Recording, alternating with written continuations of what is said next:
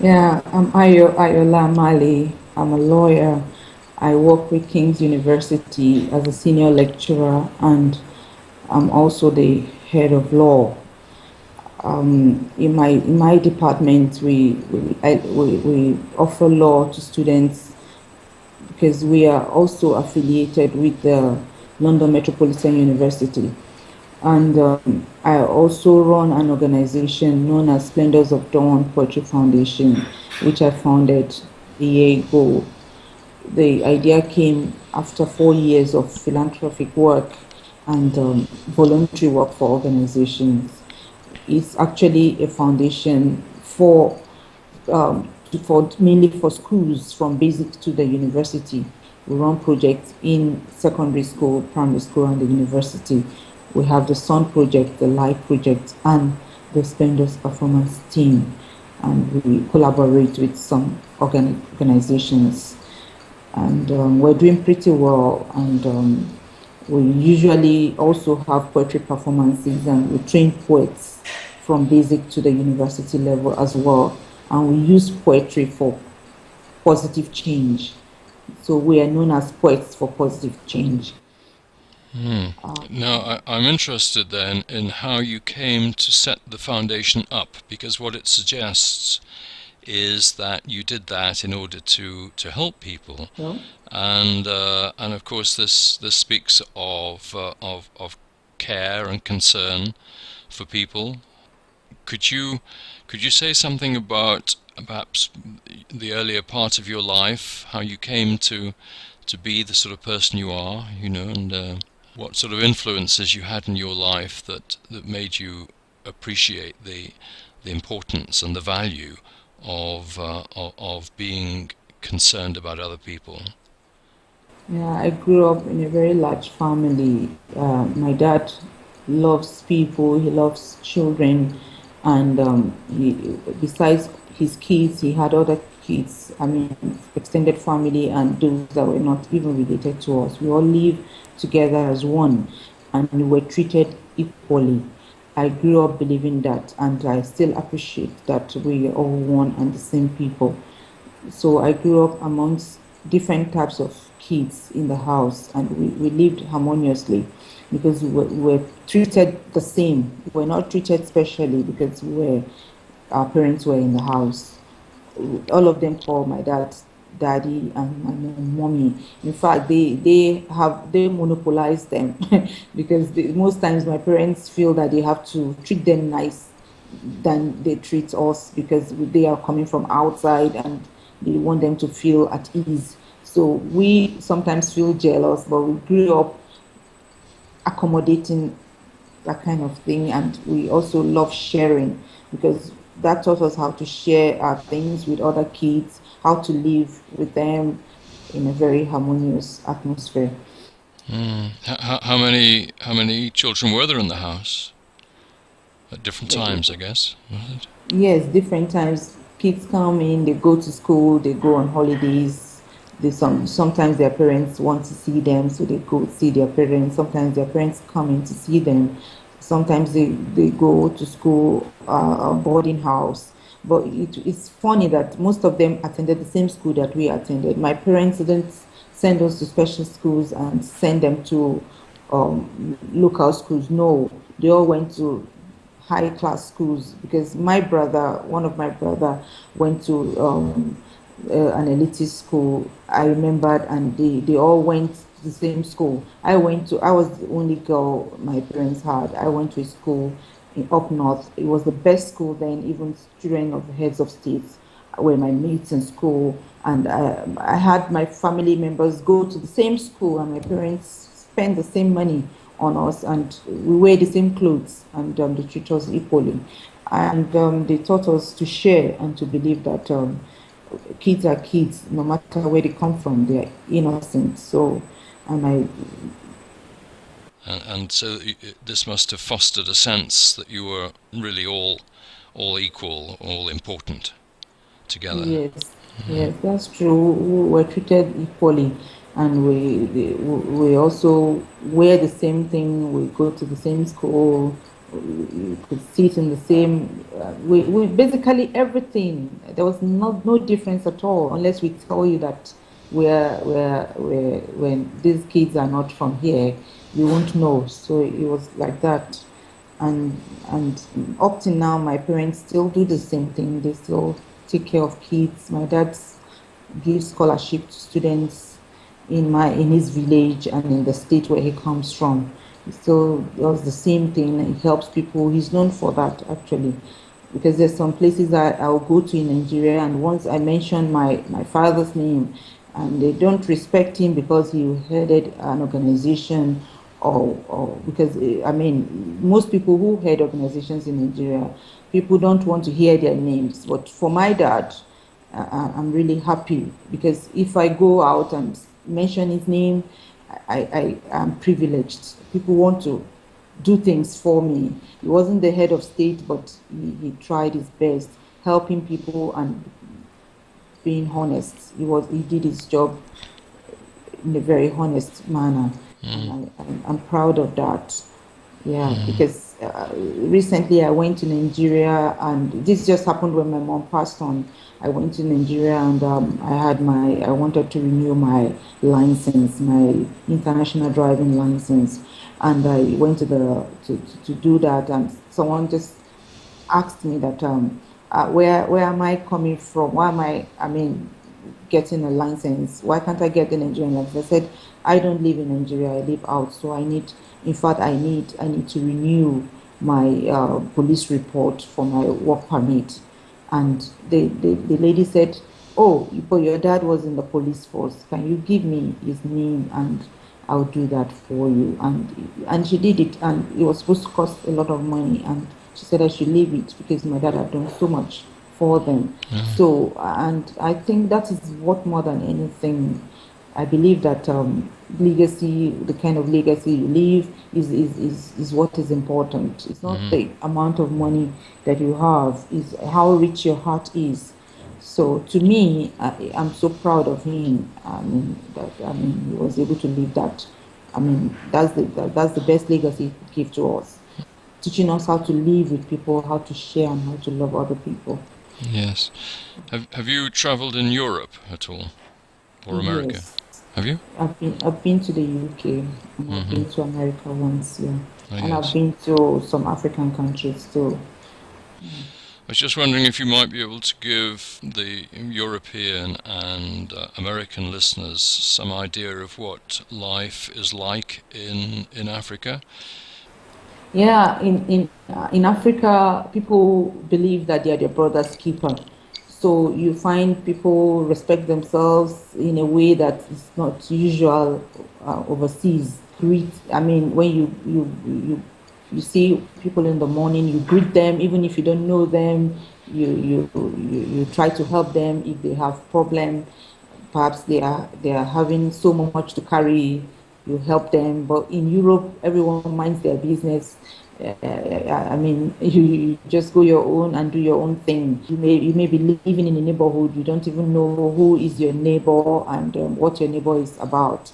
But in Africa, people know who their neighbors are. They visit each other. They interact, and they share their problems. I find that different in Europe. And also in Africa, you are also your brother's keeper within the family. If you have a problem, you could take it to your uncle, you could take it to your auntie, and she sees you like you're her own child. I mean, it used to be like this before, really, to be honest, but now it isn't, because we're gradually taking on the Western way of life. People believe that if you live the way the Western, I mean, people in the West live, it means you're civilized, it means you're educated, and it means that you're doing the right thing. To some extent, I don't believe that. I believe that, yes, there's some culture, I mean, that the European culture that we should imbibe, that is positive and enriching. There's some that it's un-African, and I think we have our own good culture that we should also keep and people should learn from. I don't believe that we should throw everything out like that, especially living harmoniously and being your brother's keeper. I like that so much. I Mm. believe that if we keep that, we won't have the problems that we face, especially in my country today. Because in my country, in those days, the Muslim and the Christian live together, they intermarry, when it's Salah, when it's festivities for Muslims, they bring Mm-hmm. food to the Christian home, they give gifts, the same thing the Christians, and people don't have any problem. They see, I mean, everyone worshiping the same God in a different way. But it's not like that now, especially up north. The Muslims look at the Christian as someone who doesn't know God, and if it's possible, I'm not talking about the generality of the Muslims. I'm talking Mm-hmm. about the fanatics among them. They are good Muslims just as they are good Christians as well. So I don't believe in religion. I believe in the person, and that person's relationship to fellow human being and to God. Mm-hmm. So the religion is how you behave to your fellow human being. So it's not telling me that you know God, but how you act and how you treat your fellow human being.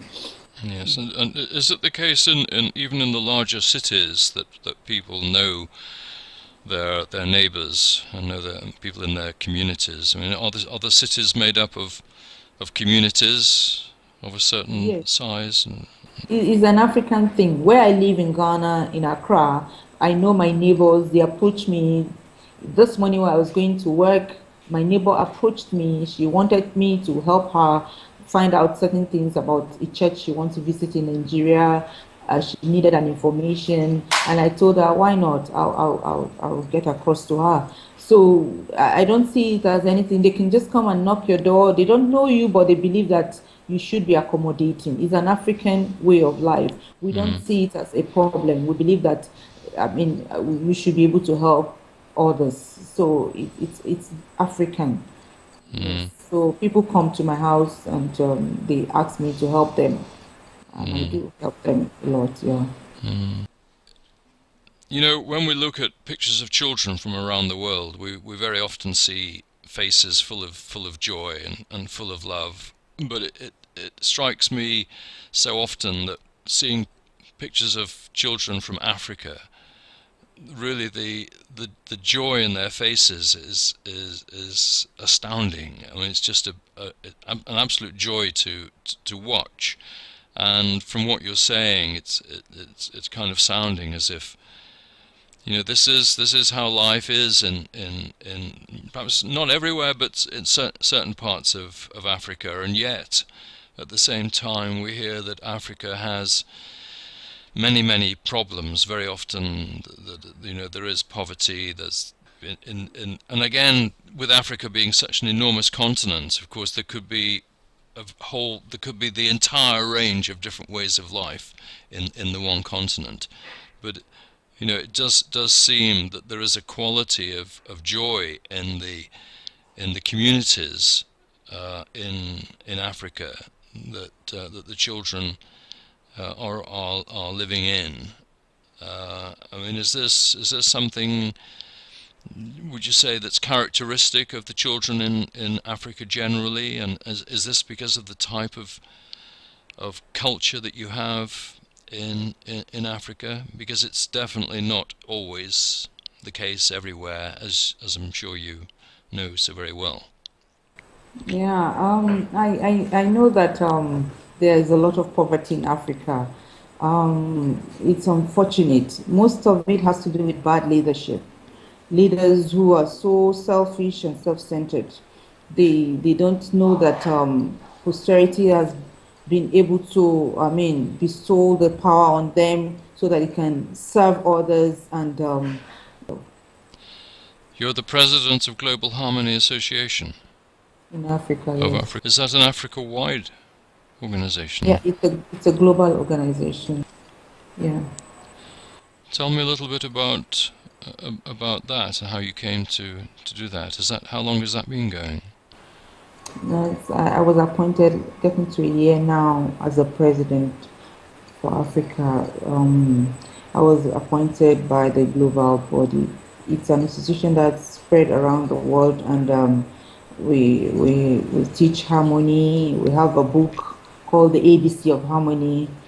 And we also have presidents in different continents, and we have poets also who have awards as poets who promote peace and harmony.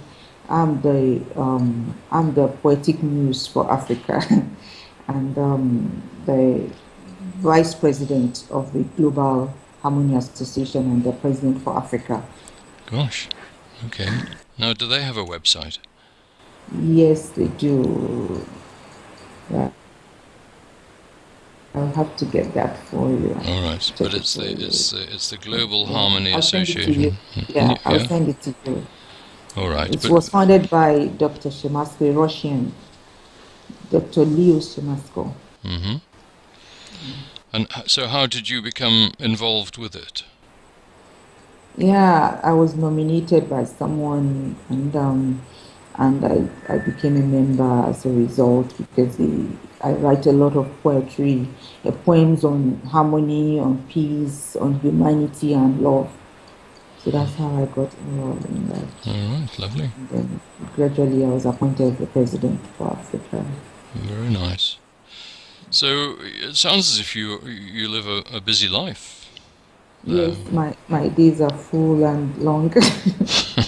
But I enjoy it because really, if you look at life, there's really nothing much if you're not helping others and sharing your life.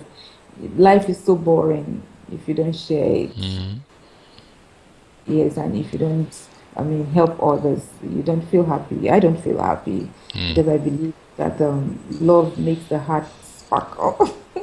So it does. It feels good, doesn't it? you feel happy when you yes, it does. And when you help others, you feel happy. Especially those you don't know. You help those you don't know. If you help your family, you're sure to get that help back one way or the other. Mm-hmm. And it doesn't add up at all. But if you help someone you don't know, you feel happy, and that person also feels loved too as well. I think it's important. Yes. Do you find that you meet a lot of people who feel that way as well, or is it? Not as many people. Not as many people. I find people who even think that when you help them, they think they're smarter than you are. They think you're foolish. They think that you're too naive, and they think they've used you because you've helped them. Yes, that's the negative part of it. But if you really want to help, you don't look at that. You just move on. Yes, you just do your bit and you move on. But you like to be a spokesperson for the value and the benefits of living from your loving heart. So. Yes. That's what the world needs now. The world is peeling apart because people don't know what love is, and if they do, they don't even know how to love, and not even love themselves. So, in the first place, how much more love another person, another human being? So it's the world has a big problem. We're talking about lack of peace in the world. There cannot be peace where there is no justice, and when there is no love, you can't find justice. So the chain, these things, we have to go back to basic. We have to become, children, innocent children, loving and seeing people as one humanity. If not, we can't have peace in the world. Because, there will be no peace when you feel cheated, when you feel people are taking advantage of you. There will be no peace. And that's what's responsible for all the crises in the world that we see. And you feel that the basis for this is that you need to love yourself before you can really give yourself to others? Yeah, you can't love others if you don't love yourself. You have to love yourself first. When you love yourself, you appreciate yourself, then you can love and appreciate others. Yeah, and you know one thing that I've discovered is difficult to love another human being if you don't believe that God created you equal with that person. So if you think you are better than someone else, it's not easy to love that person. So, but if you look at it that oh, this person is the same thing like me because it's the breath of God in him or her. We're all the same. We feel the same way. We have the same blood running. I mean, within, and we have the same heart and soul, and basically we're the same. It's easier to love like that. But when you feel you are better than the other person, you can't love them. Yes. And you feel that... I believe Go I on. believe you must appreciate another person. We all have our own beauty. Everyone has their own beauty. Everyone has a purpose for being in the world, and it's a chain. We're connected.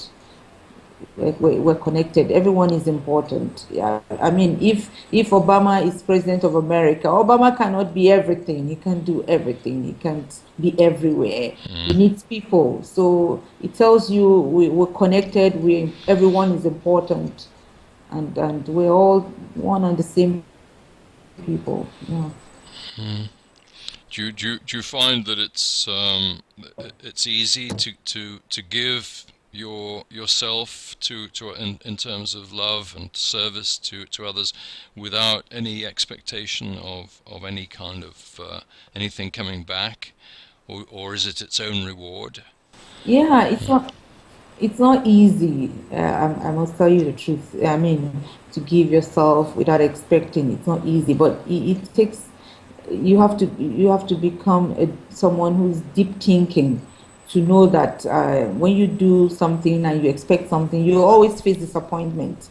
So, and it means it's not from your heart. So most times, if you do something, you're doing it for humanity. Don't think of receiving anything back.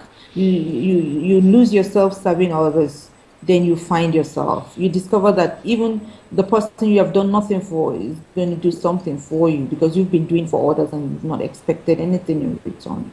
So I think you shouldn't expect anything in return because you will always be disappointed if you do. Do you feel that there's always more to give? Do you ever feel exhausted that you've given enough?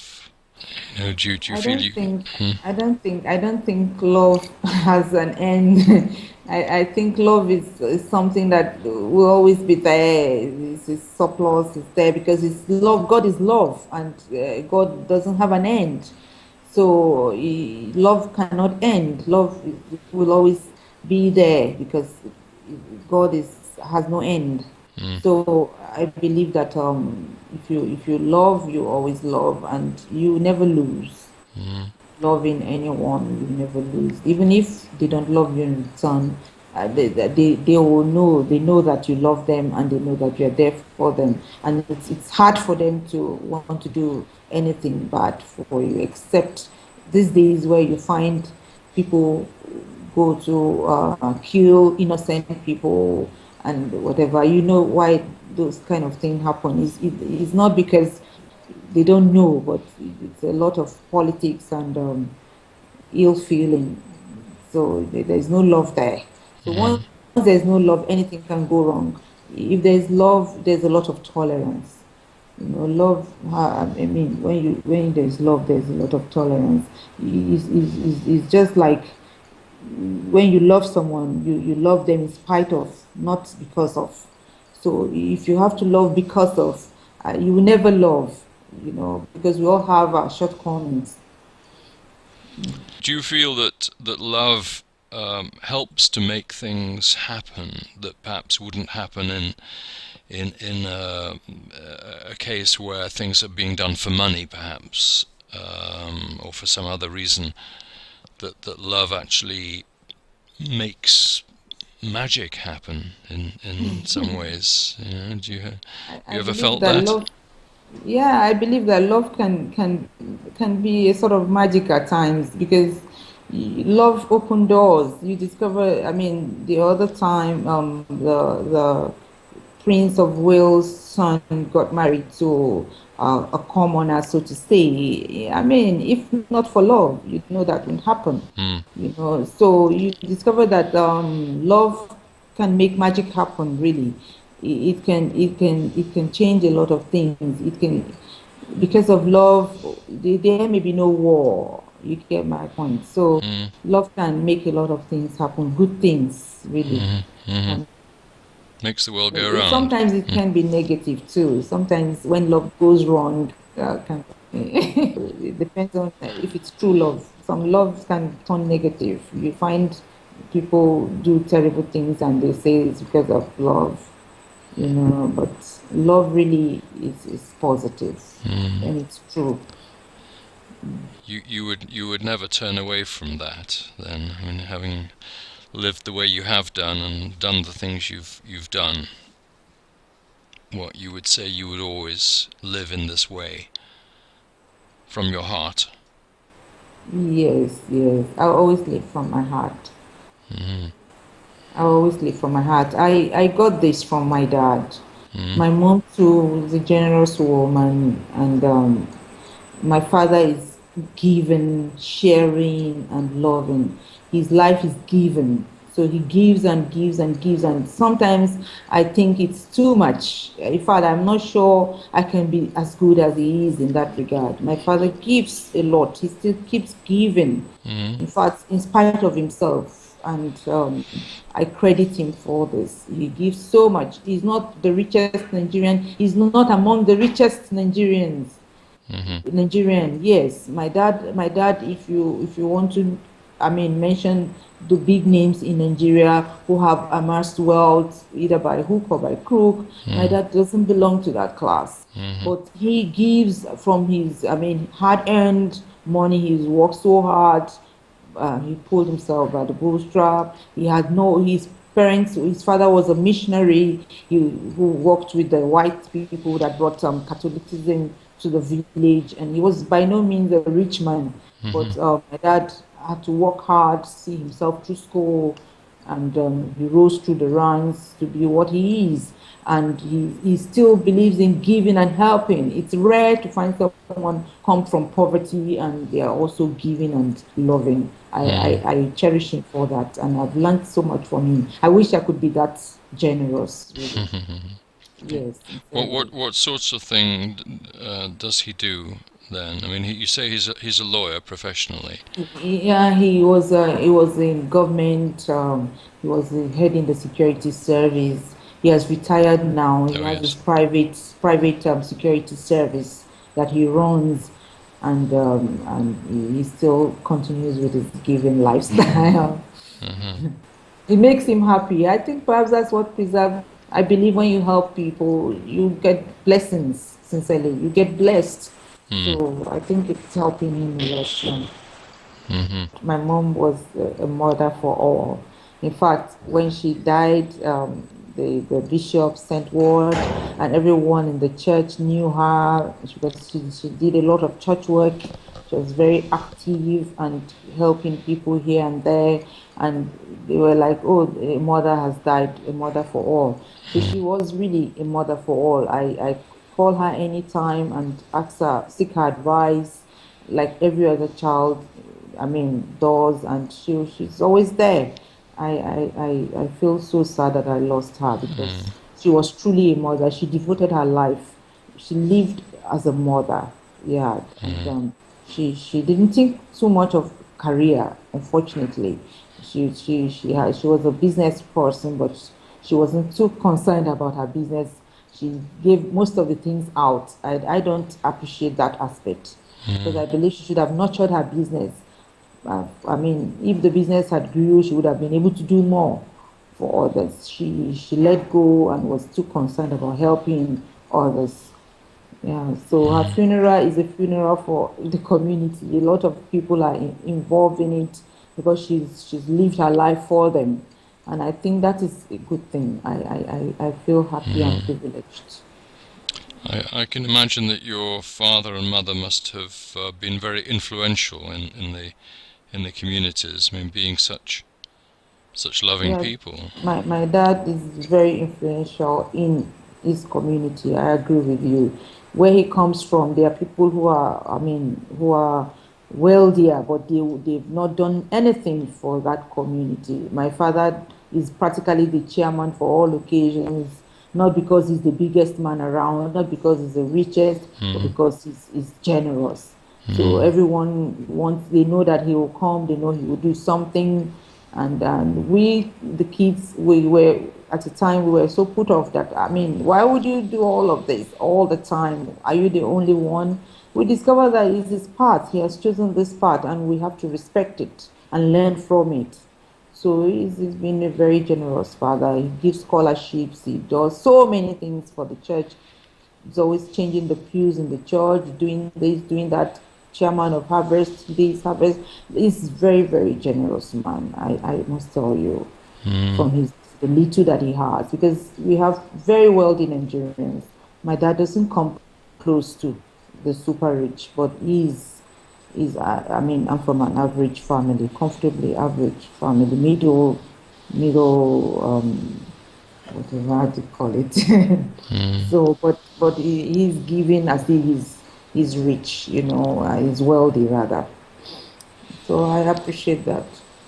So you've had quite a lot of experience of how loving people and helping people is the best way of living. So when you lose yourself serving others, you certainly find yourself.